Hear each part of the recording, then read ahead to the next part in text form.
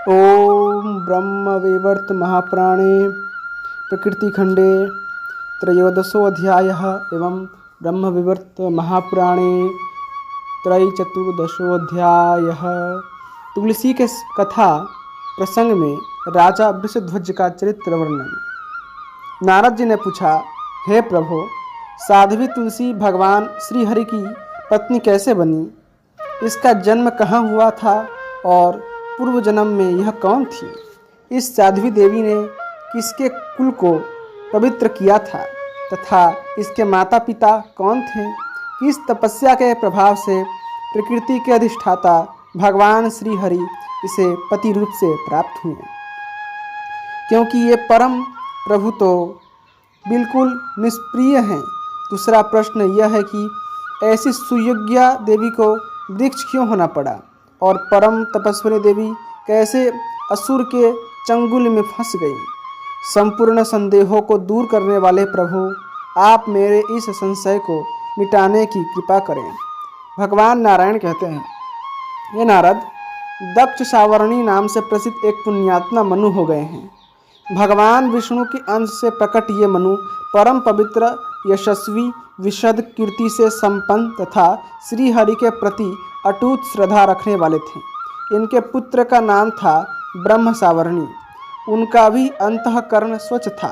उनके मन में धार्मिक भावना थी और भगवान श्री हरि पर वे श्रद्धा रखते थे। ब्रह्म सावरणी के पुत्र धर्म सावरणी नाम से प्रसिद्ध हुए, जिनकी इंद्रियां सदा वश में रहती थी और मन श्री हरि की उपासना में निरत रहता था। धर्म सावरणी से इंद्रिय निग्रही एवं परम भक्त रुद्र सावरणी पुत्र रूप में प्रकट हुए। इन रुद्र सावरणी के पुत्र का नाम देव सावरणी हुआ। ये भी परम वैष्णव थे। देव सावरणी के पुत्र का नाम इंद्र सावरणी था। फिर भगवान विष्णु के अनन्य उपासक इन इंद्र सावरणी से वृषध्वज का जन्म हुआ। भगवान शंकर में इस वृषध्वज की असीम श्रद्धा थी। स्वयं भगवान शंकर इसके यहाँ बहुत काल तक ठहरे थे। इसके प्रति भगवान शंकर का स्नेह पुत्र से भी बढ़कर था। राजा वृषध्वज की भगवान नारायण, लक्ष्मी और सरस्वती, इनमें किसी के प्रति श्रद्धा नहीं थी। उसने संपूर्ण देवताओं का पूजन त्याग दिया था। अभिमान में चूर होकर वह भाद्रपद मास में महालक्ष्मी की पूजा में विघ्न उपस्थित किया करता था। माघ की शुक्ल पंचमी के दिन समस्त देवता सरस्वती की विस्तृत रूप से पूजा करते थे, परंतु वह नरेश उसमें सम्मिलित नहीं होता था। यज्ञ और विष्णु पूजा की निंदा करना उसका मानव स्वभाव ही बन गया था। वह केवल भगवान शिव में ही श्रद्धा रखता था। ऐसे स्वभाव वाले राजा वृषध्वज को देखकर सूर्य ने उसे श्राप दे दिया, हे राजन, तेरी श्री नष्ट हो जाए। भक्त पर संकट देख आशुतोष भोलेनाथ भगवान शंकर हाथ में त्रिशूल उठाकर सूर्य पर टूट पड़े। तब सूर्य अपने पिता कश्यप जी के साथ ब्रह्मा जी के शरण में गए। शंकर त्रिशूल लिए ब्रह्मलोक को चल दिए। ब्रह्मा को भी शंकर जी का भय था, अतएव उन्होंने सूर्य को आगे करके वैकुंठ की यात्रा की। उस समय ब्रह्मा, कश्यप और सूर्य तीनों भयभीत थे। उन तीनों महानुभावों ने सर्वेश्वर भगवान नारायण की शरण ग्रहण की। तीनों ने मस्तक झुकाकर भगवान श्री हरि को प्रणाम किया, बारंबार प्रार्थना की और उनके सामने अपने भय का संपूर्ण कारण कह सुनाया। तब भगवान नारायण ने कृपा पूर्वक उन सबको अभय प्रदान किया और कहा, भयभीत देवताओं, स्थिर हो जाओ। मेरे रहते तुम्हें कोई भय नहीं। विपत्ति के अवसर पर डरे हुए जो भी व्यक्ति जहाँ कहीं भी मुझे याद करते हैं, मैं हाथ में चक्र लिए तुरंत वहीं पहुंचकर उनकी रक्षा करता हूँ। हे देवों, मैं अखिल जगत का कर्ता भरता हूँ। मैं ही ब्रह्मा रूप से सदा संसार की सृष्टि करता हूँ और शंकर रूप से संहार। मैं ही शिव हूँ, तुम भी मेरे ही रूप हो और ये शंकर भी मुझसे भिन्न नहीं है। मैं ही नाना रूप धारण करके सृष्टि और पालन की व्यवस्था किया करता हूँ। देवताओं, तुम्हारा कल्याण हो। जाओ, अब तुम्हें भय नहीं होगा। मैं वचन देता हूँ, आज से शंकर का भय तुम्हारे पास नहीं आ सकेगा। स्मरन्ति ये यत्र तत्र मां विपतो भयान्विताः तांस्तत्र गत्वा रक्षामि चक्रहस्तस्त्वार्वितः। वे सर्वेश्वर भगवान शंकर सत्पुरुषों के स्वामी हैं। उन्हें भक्तात्मा और भक्त वत्सल कहा जाता है और वे सदा भक्तों के अधीन रहते हैं। हे ब्राह्मण, सुदर्शन चक्र और भगवान शंकर ये दोनों मुझे प्राणों से भी बढ़कर प्रिय हैं। ब्रह्मांड में इनसे अधिक दूसरा कोई तेजस्वी नहीं है। ये शंकर चाहे तो लीलापूर्वक करोड़ों सूर्यों को प्रकट कर सकते हैं। करोड़ों ब्रह्माओं के निर्माण का भी इनमें पूर्ण सामर्थ्य है। इन त्रिशूलधारी भगवान शंकर के लिए कोई भी कार्य असाध्य नहीं है। तथापि कुछ भी बाहरी ज्ञान न रखकर ये दिन रात मेरे ही ध्यान में लगे रहते हैं। अपने 5 मुखों से मेरे मंत्रों का जप करना और भक्तिपूर्वक मेरे गुण गाते रहना इनका स्वभाव सा बन गया है। मैं भी रात दिन इनके कल्याण की चिंता में ही लगा रहता हूँ, क्योंकि जो जिस प्रकार मेरी उपासना करते हैं मैं भी उसी प्रकार उनकी सेवा में तत्पर रहता हूँ। यह मेरा नियम है। इतने में भगवान शंकर भी वहाँ पहुँच गए। उनके हाथ में त्रिशूल था। वे वृषभ पर आरूढ़ थे और आंखें रक्त कमल के समान लाल थीं। वहाँ पहुँचते ही वे वृषभ से उतर पड़े और भक्ति विनम्र होकर उन्होंने शांत स्वरूप परात्पर प्रभु लक्ष्मीकांत भगवान नारायण को श्रद्धापूर्वक प्रणाम किया। उस समय भगवान श्री हरि रत्नमय सिंहासन पर विराजमान थे। रत्न निर्मित अलंकारों से उनका श्री विग्रह सुशोभित था। किरीट, कुंडल, चक्र और बनमाला से भी अनुपम शोभा पा रहे थे। नूतन मेघ के समान उनकी श्याम कांति थी।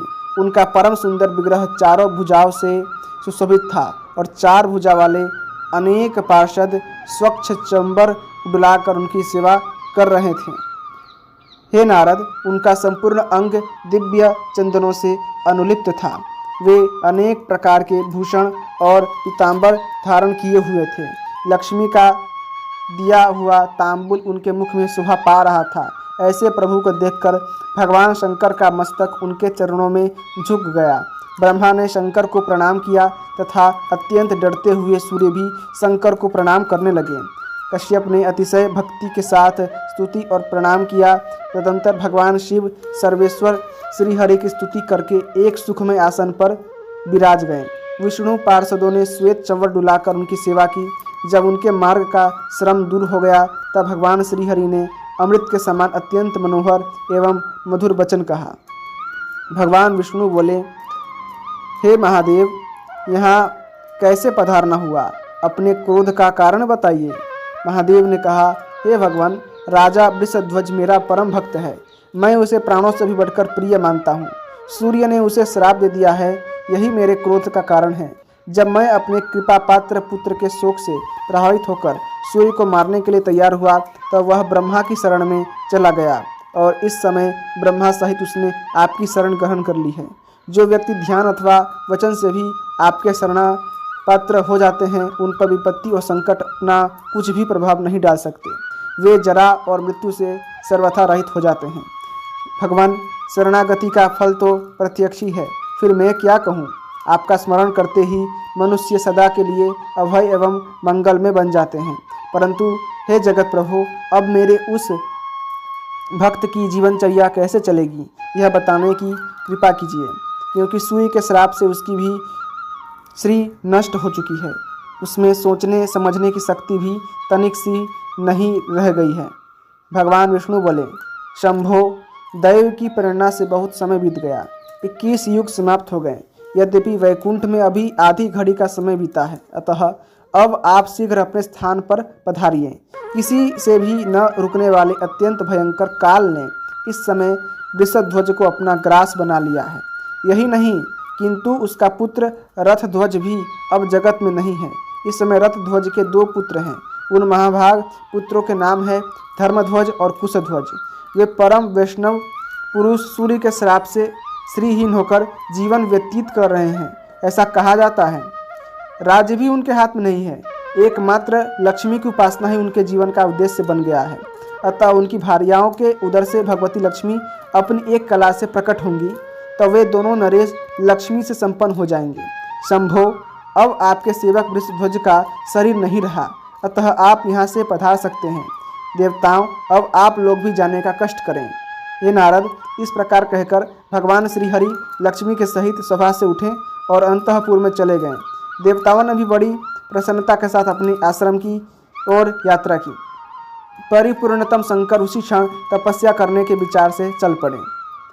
इति श्री ब्रह्म विवर्त महापुराणे प्रकृति खंडे त्रयोदशोऽध्यायः संपूर्णम्। एवं श्री ब्रह्म विवर्त महापुराणे चतुर्दशोऽध्यायः संपूर्णम्।